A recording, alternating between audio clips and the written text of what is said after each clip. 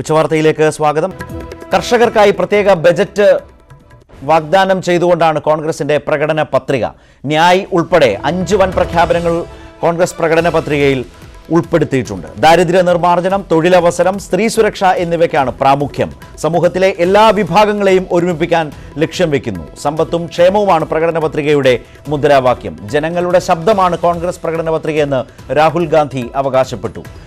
പത്രികയുടെ വിവരങ്ങളുമായി J Satheesh Kumar news ഡെസ്കിൽ നിന്ന് ചേരുകയാണ്. സതീഷ്, ഇപ്പോഴത്തെ ഏറ്റവും ശക്തമായ ഒരു രാഷ്ട്രീയ പോരാട്ടത്തിന് തയ്യാറാകാൻ പോന്ന ഒരു പ്രകടന പത്രികയാണോ കോൺഗ്രസ് തയ്യാറാക്കിയിരിക്കുന്നത്? ഏറ്റവും വലിയ പ്രത്യേകതകൾ എന്തൊക്കെയാണ്? ശരത്, എന്തായാലും കോൺഗ്രസിനെ സംബന്ധിച്ച് വളരെ സാധാരണക്കാരെയും കർഷകരെയും സ്ത്രീകളെയും തൊഴിൽ ഇല്ലാത്തവരെയും എല്ലാം ഒപ്പം നിർത്തുക എന്ന ഒരു ലക്ഷ്യത്തോടു കൂടിയുള്ള ഒരു പ്രകടന പത്രികയാണ് ഇപ്പോൾ പുറത്തിറക്കിയിരിക്കുന്നത്.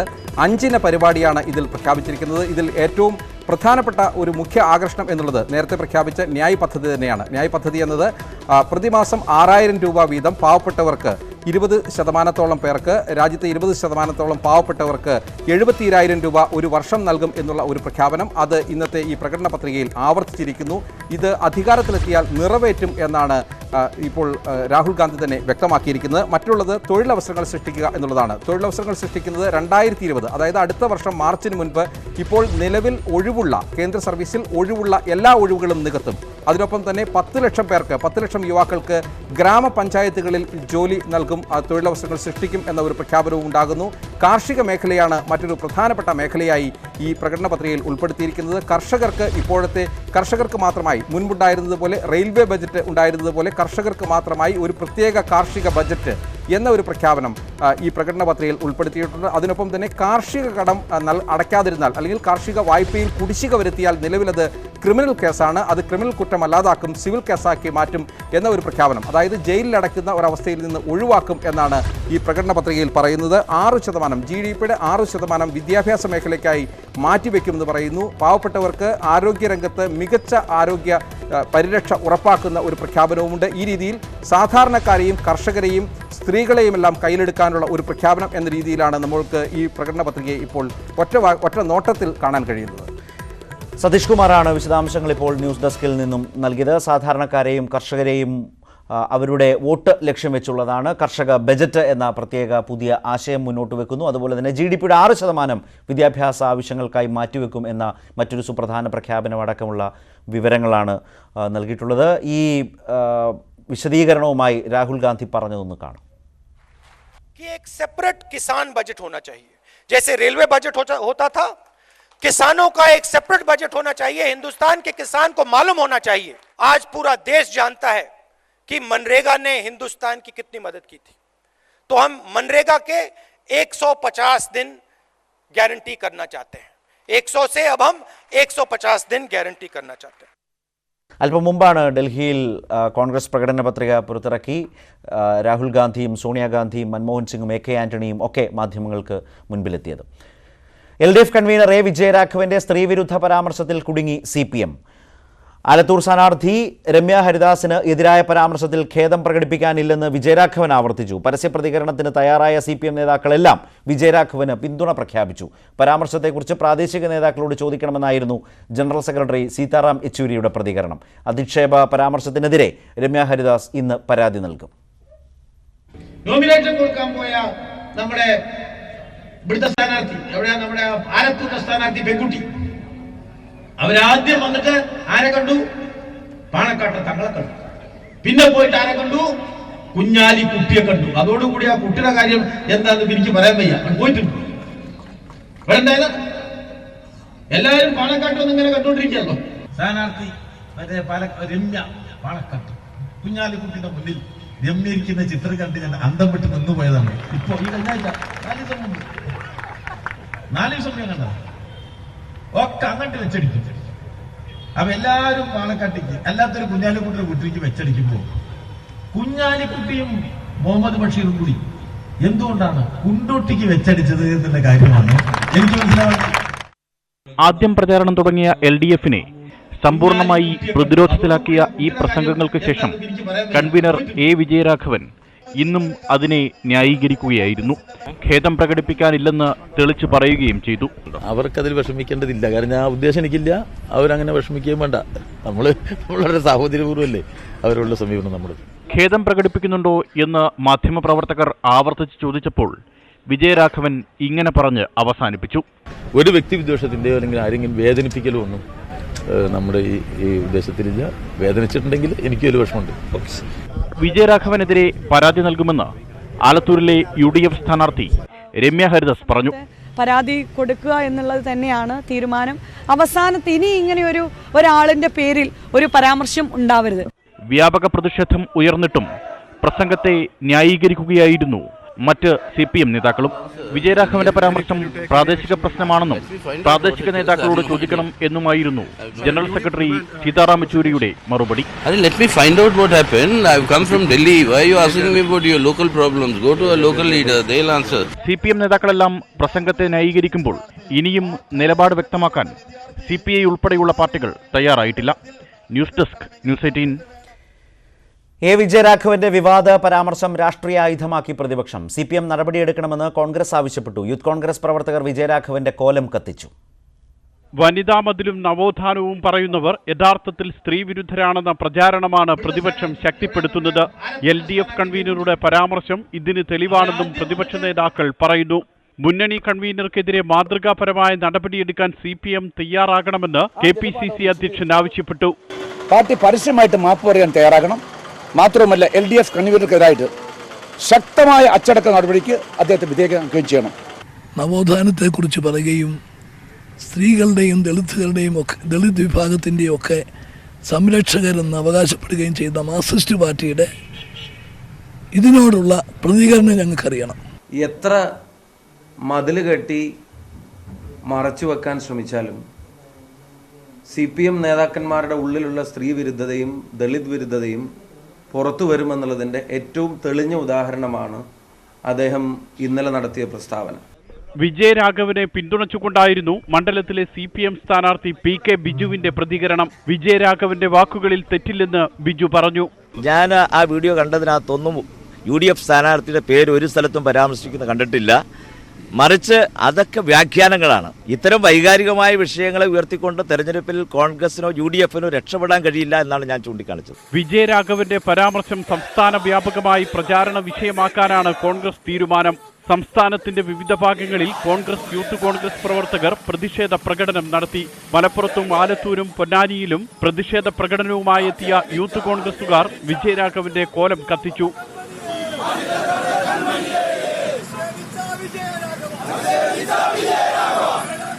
News desk news 18. വയനാട്ടിൽ നാമനിർദ്ദേശ പത്രിക സമർപ്പിക്കാനായി കോൺഗ്രസ് അധ്യക്ഷൻ രാഹുൽ ഗാന്ധി നാളെ കേരളത്തിലെത്തും. കോഴിക്കോട് നിന്നും ഹെലികോപ്റ്ററിലാണ് രാഹുൽ വയനാട്ടിലേക്ക് പോവുക. ജില്ലയിൽ സുരക്ഷ ശക്തമാക്കി. അനിശ്ചിതത്വം അവസാനിപ്പിച്ച് നാമനിർദ്ദേശ പത്രിക സമർപ്പിക്കാനെത്തുന്ന രാഹുൽ ഗാന്ധിയെ വരവേൽക്കാനുള്ള ആവേശത്തിലാണ് കോൺഗ്രസ് പ്രവർത്തകർ. നാളെ വൈകുന്നേരമാണ് രാഹുൽ കോഴിക്കോടെത്തുക.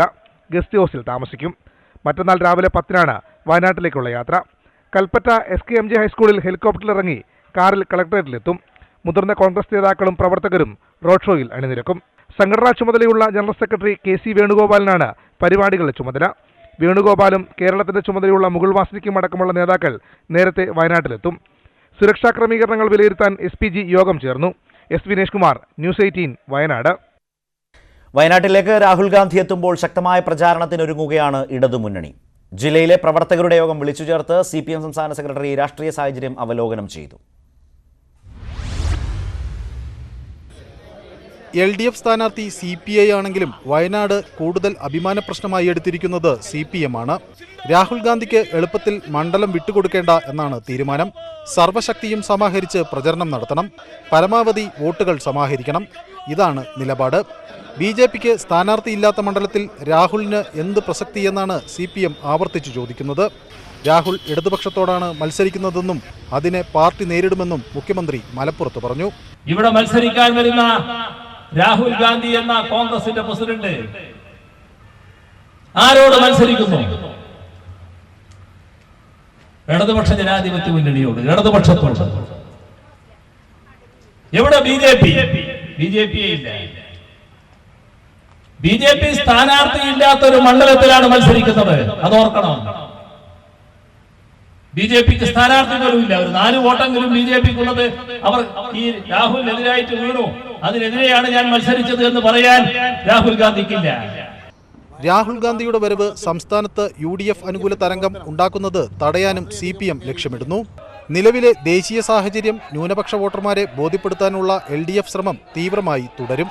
കോൺഗ്രസിന്റെ സഹായത്തോടുകൂടി BJPയെ പുറത്താക്കുക എന്നതല്ല ഇനി ഇടതു നിലപാട്. കോൺഗ്രസിന്റെ കൂട്ടില്ലാതെ BJPയെ പുറത്താക്കുക എന്നതാണ് ലക്ഷ്യമെന്ന് ഇന്ന് നടന്ന പ്രവർത്തക യോഗത്തിൽ കോടിയേരി ബാലകൃഷ്ണൻ വിശദീകരിക്കുന്നു. ക്യാമറാമാൻ സുമേഷ് മോറാഴയ്ക്കൊപ്പം മനു ഭരത്, ന്യൂസ് 18 വയനാട്. NDA സ്ഥാനാർത്ഥി തുഷാർ വെള്ളാപ്പള്ളി വയനാട്ടിൽ തെരഞ്ഞെടുപ്പ് പ്രചാരണം തുടങ്ങി. ലക്കിടിയിലെ കരിന്തണ്ടൻ സ്മാരകത്തിൽ പുഷ്പാർച്ചന നടത്തിയ ശേഷമായിരുന്നു പ്രചാരണത്തിന്റെ തുടക്കം. നാളെയാണ് തുഷാർ പത്രിക സമർപ്പിക്കുക. BJP ദേശീയ നേതൃത്വം ആവശ്യപ്പെട്ടതനുസരിച്ചാണ് വയനാട്ടിൽ മത്സരിക്കുന്നതെന്നും രാഹുൽ ഗാന്ധിയെ തോൽപ്പിക്കുകയാണ് ലക്ഷ്യമെന്നും തുഷാർ വെള്ളാപ്പള്ളി പറഞ്ഞു. കാരണം ഇവിടെ ശക്തമായിട്ടുള്ള മത്സരത്തിന് വേണ്ടിയിട്ട് ഞാൻ തന്നെ വരണം എന്ന് BJPയുടെ പ്രസിഡന്റ് എന്നോട് പറഞ്ഞതിൻ്റെ അടിസ്ഥാനത്തിലാണ് ഞാൻ ഇങ്ങോട്ട് വന്നിട്ടുള്ളത്. കാര്യം ഇത് കഴിഞ്ഞ 10 വർഷക്കാലമായി UDFന്റെ നേതാക്കന്മാർ ഇവിടെ MP മാരായിട്ടിരുന്നവരാണ്. അവർക്കൊന്നും പ്രത്യേകിച്ചൊന്നും ചെയ്യാൻ കഴിഞ്ഞിട്ടില്ല. പിന്നെ രാഹുൽ ഗാന്ധിയെ സംബന്ധിച്ചോളം അമേഠിയിൽ തോക്കും എന്നുള്ള വ്യക്തമായിട്ടുള്ള ധാരണ ഉള്ളതുകൊണ്ടാണ് ഇങ്ങോട്ടേക്ക് വന്ന് മത്സരിക്കാമെന്നൊരു സാഹചര്യം ഉണ്ടായിട്ടുള്ളത്. തൃശൂരിൽ സുരേഷ് ഗോപി NDA സ്ഥാനാർത്ഥി. പ്രഖ്യാപനം ഇന്ന് വൈകിട്ടുണ്ടാകും.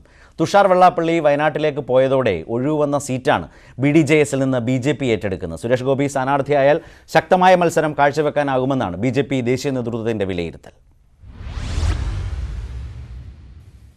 അനിശ്ചിതത്വങ്ങൾക്കൊടുവിൽ തൃശൂരിൽ സുരേഷ് ഗോപി NDA സ്ഥാനാർത്ഥി. സ്ഥാനാർത്ഥിത്വം BJP കേന്ദ്ര നേതൃത്വം ഇന്ന് വൈകിട്ട് പ്രഖ്യാപിക്കും.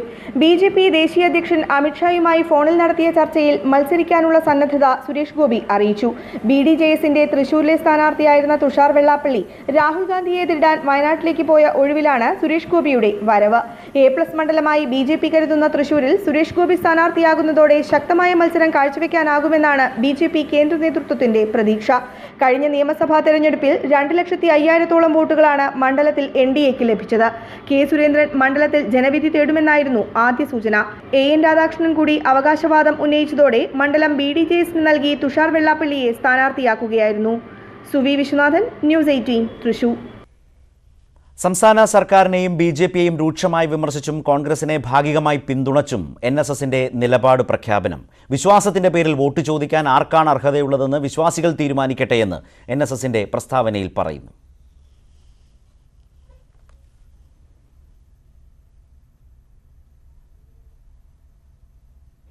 കേരളത്തിൽ പത്രികാ സമർപ്പണത്തിന് 2 ദിവസം മാത്രം ശേഷിക്കെ ഉച്ചവരെ പ്രമുഖ മുന്നണികളുടെ 4 സ്ഥാനാർത്ഥികൾ നാമനിർദ്ദേശ പത്രികകൾ നൽകി. ഇടുക്കിയിലെ UDF സ്ഥാനാർത്ഥി ഡീൻ കുര്യാക്കോസ്, കോട്ടയത്തെ LDF സ്ഥാനാർത്ഥി VN Vasavan, കണ്ണൂരിലെയും ആറ്റിങ്ങലിലെയും NDA സ്ഥാനാർത്ഥികളായ CK Padmanabhan, ശോഭ സുരേന്ദ്രൻ എന്നിവരാണ് പത്രിക നൽകിയത്.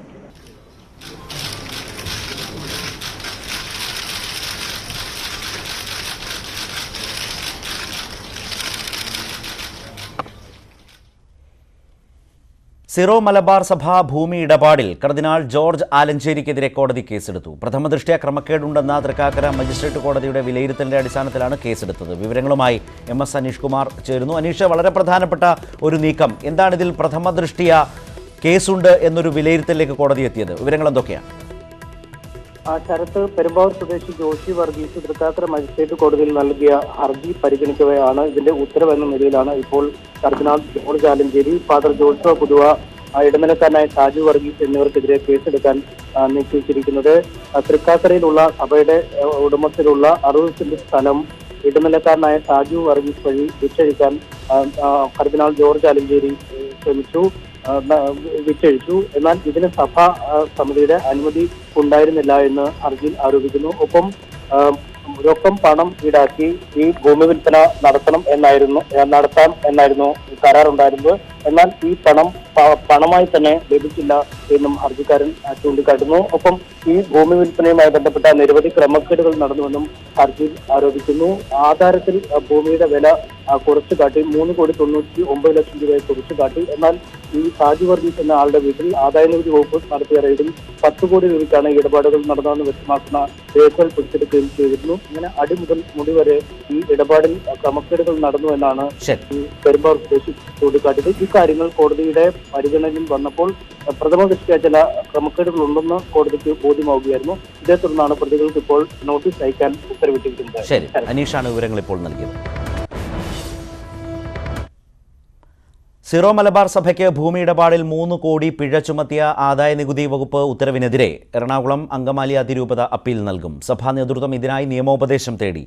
പിഴയുടെ ആദ്യ ഗഡു അടച്ചുവെന്ന പ്രചാരണം തെറ്റാണെന്നും രൂപത വ്യക്തമാക്കി. ഭൂമി ഇടപാടുമായി ബന്ധപ്പെട്ട് അതിരൂപതയ്ക്ക് 3 കോടി രൂപ പിഴ ചുമത്തിയതിനെതിരെ ആദായ നികുതി വകുപ്പിനാണ് സഭ അപ്പീൽ നൽകുക. നിയമവിരുദ്ധമായി ഭൂമി മറച്ചുവിറ്റിട്ടില്ലെന്നും ഭൂമിവില കുറച്ചുകാട്ടിയില്ലെന്നും സഭ വ്യക്തമാക്കുന്നു. അപ്പീൽ നൽകാൻ മുതിർന്ന അഭിഭാഷകരിൽ നിന്ന് സഭ നിയമോപദേശം തേടി. പിഴയടച്ചു എന്ന പ്രചാരണം തെറ്റാണെന്ന് രൂപത വാർത്താക്കുറിപ്പിൽ അറിയിച്ചു. സ്ഥലവിൽപ്പനയിലൂടെ ലഭിച്ച ആദായത്തിന്റെ സ്വാഭാവിക നികുതിയുടെ ആദ്യ ഗഡുവാണ് അടച്ചതെന്ന് സഭ പറയുന്നു. കടം വീട്ടാൻ തൃക്കാക്കര ഭാരത് മാതാ കോളേജിന് സമീപമുള്ള 60 സെന്റ് ഭൂമി ഇടനിലക്കാർ വഴി വിറ്റഴിച്ചതിൽ സഭ വൻ നികുതി വെട്ടിപ്പ് നടത്തിയതായാണ് ആദായ നികുതി വകുപ്പ് കണ്ടെത്തിയത്. 3 കോടി പിഴയും വിധിച്ചു. ഭൂമി വിറ്റത് 3,99 ലക്ഷം രൂപയ്ക്കാണെന്നായിരുന്നു ആധാരത്തിൽ കാട്ടിയത്. എന്നാൽ ഇടനിലക്കാരൻ സാജു വർഗീസിന്റെ വീട്ടിൽ നടത്തിയ റെയ്ഡിൽ വിൽപ്പന 10 കോടിക്കാണെന്ന് വ്യക്തമാക്കുന്ന രേഖ പിടിച്ചെടുത്തിരുന്നു. സാജു വർഗീസ് അടക്കമുള്ളവരുടെ സ്വത്ത് മരവിപ്പിക്കുകയും ചെയ്തിരുന്നു. ഭൂമി വിൽപ്പനയിൽ പങ്കാളിയായ സാജു വർഗീസ്, VK ഗ്രൂപ്പ് എന്നിവർക്കും പിഴ ചുമത്തിയിട്ടുണ്ട്. News desk, news 18. കള്ളപ്പണം പിടികൂടിയതിനെ തുടർന്ന് വിവാദത്തിലായ ജലന്ധർ രൂപത വിശദീകരണവുമായി രംഗത്ത്. 50ഓളം പേർ യന്ത്രത്തോക്കുകളുമായി അതിക്രമിച്ചു കയറി പണം പിടിച്ചെടുക്കുകയായിരുന്നുവെന്നാണ് സഭയുടെ വിശദീകരണം. സഹോദയ കമ്പനി നടത്തുന്നത് ജലന്ധർ രൂപതയല്ലെന്നും സഭ അവകാശപ്പെടുന്നു. സഹോദയ കമ്പനി നടത്തുന്നത് Jalandhar രൂപതയല്ലെന്ന് administrator bishop Agnelo gracious അവകാശപ്പെടുന്നു.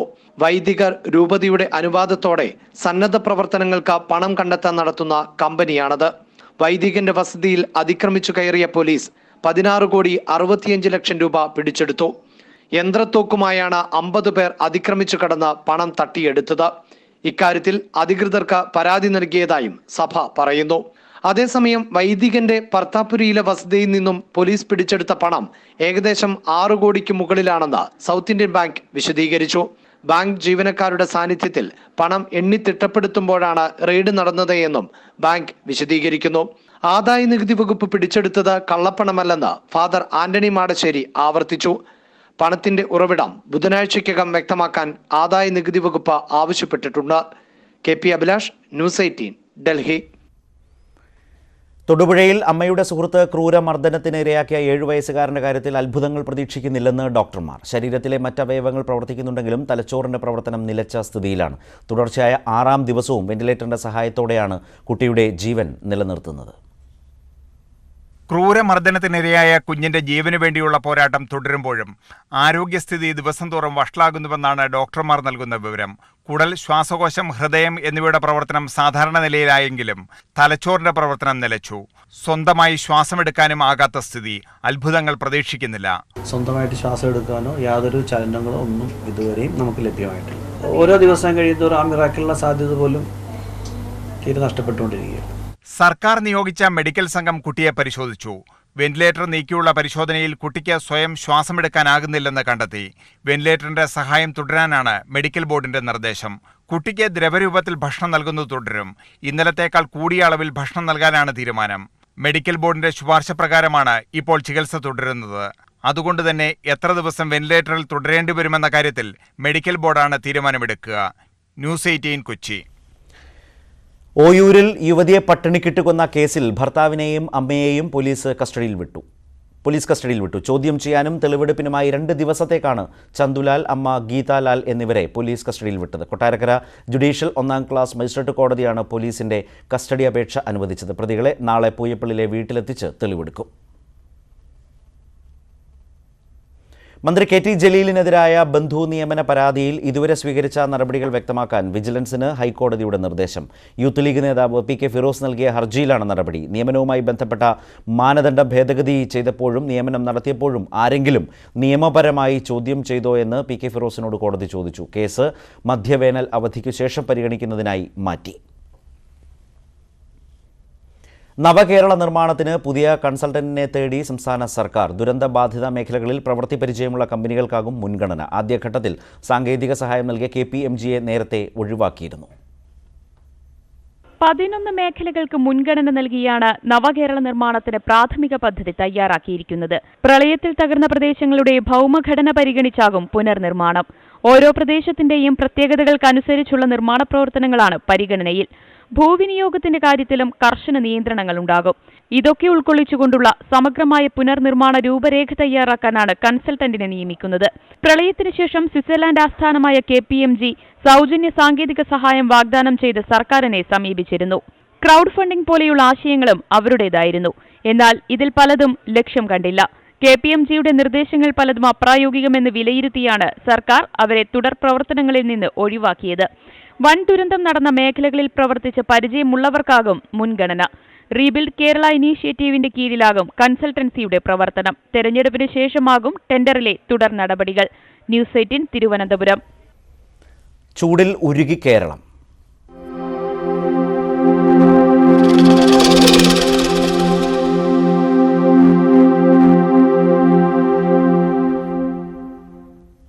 സംസ്ഥാനത്ത് വേനൽ ചൂടിന് ശമനമില്ല. ആലപ്പുഴ, പാലക്കാട് ജില്ലകളിൽ ഇന്നും നാളെയും 4 ഡിഗ്രി വരെ താപനില കൂടും. സംസ്ഥാനത്ത് ജാഗ്രതാ മുന്നറിയിപ്പ് തുടരുകയാണ്. ആലപ്പുഴ, പാലക്കാട് ജില്ലകളിലാണ് ഇന്നും നാളെയും ചൂട് കൂടുതൽ അനുഭവപ്പെടുക. 2 ജില്ലകളിലും താപനില ശരാശരിയിൽ നിന്നും 3 മുതൽ 4 ഡിഗ്രി വരെ കൂടും. വയനാട് ഒഴികെ 11 ജില്ലകളിൽ ശരാശരിയിൽ നിന്നും 2 മുതൽ 3 ഡിഗ്രി വരെ താപനില ഉയരുമെന്നാണ് കാലാവസ്ഥാ മുന്നറിയിപ്പ്. ഒരാഴ്ചയിലധികമായി 40 ഡിഗ്രി സെൽഷ്യസിന് മുകളിൽ നിൽക്കുന്ന പാലക്കാട് താപനില വീണ്ടും ഉയർന്നാൽ ജില്ലയിലെ സ്ഥിതി ഗുരുതരമാകും. കഴിഞ്ഞ ദിവസം ചില സ്ഥലങ്ങളിൽ വേനൽ മഴയ്ക്ക് സാധ്യത പ്രവചിച്ചിരുന്നെങ്കിലും പിന്നീട് പിൻവലിച്ചു. സംസ്ഥാനത്ത് എല്ലാ ജില്ലകളിലും സൂര്യാതപ മുന്നറിയിപ്പ് തുടരും. പകൽ 11 മുതൽ 3 വരെ നേരിട്ട് സൂര്യപ്രകാശം ഏൽക്കാതിരിക്കാൻ ശ്രദ്ധിക്കണമെന്ന അറിയിപ്പ് കർശനമായി പാലിക്കണമെന്ന് ദുരന്ത നിവാരണ അതോറിറ്റി അറിയിച്ചു. ന്യൂസ് 18 തിരുവനന്തപുരം. ഇനി കൂടുതൽ തെരഞ്ഞെടുപ്പ് വാർത്തകൾ.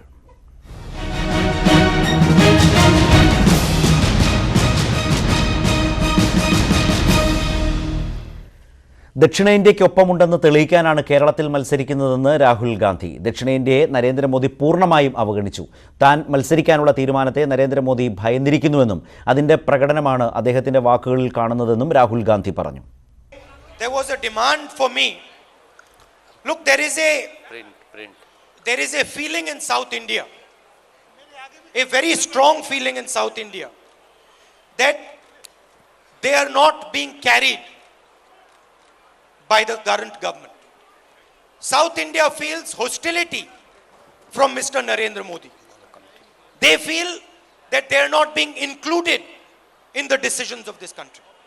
So I wanted to send a message to South India that we are with you and I am standing with you.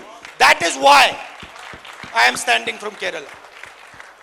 Now, what was the second part of your question? I don't know where you're getting this information from. Last I saw, we have an alliance in Bihar, we have an alliance in Jharkhand, we have an alliance in Tamil Nadu, we have an alliance in Maharashtra. So I don't know where you're getting, which newspapers you're reading. But as far as I can see, we have alliances across the country. Rajasthan governor Kalyan Singh തെരഞ്ഞെടുപ്പ് ചട്ട ലംഘനം നടത്തിയതായി തെരഞ്ഞെടുപ്പ് കമ്മീഷന്റെ കണ്ടെത്തൽ. മോദി വീണ്ടും അധികാരത്തിൽ വരണമെന്ന കല്യാൺ സിംഗിന്റെ പ്രസ്താവനയാണ് ചട്ടലംഘനമായി കണ്ടെത്തിയത്. ഗവർണറുടെ നടപടി രാഷ്ട്രപതിയുടെ ശ്രദ്ധയിൽപ്പെടുത്തുമെന്നും തെരഞ്ഞെടുപ്പ് കമ്മീഷൻ വ്യക്തമാക്കി. ഗവർണർക്കെതിരായ തുടർ നടപടികൾ രാഷ്ട്രപതി തീരുമാനിക്കും. ഉച്ചവാർത്ത പൂർണ്ണമാവുകയാണ്.